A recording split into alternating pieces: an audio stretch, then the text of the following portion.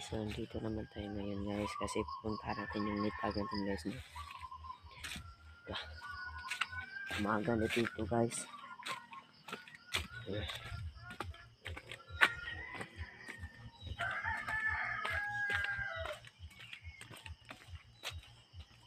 So parang walang huli yung nitag guys.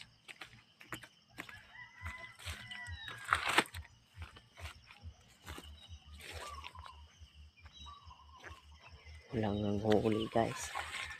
Ito guys, oh. Nakakuha lang siya guys sa tatanong.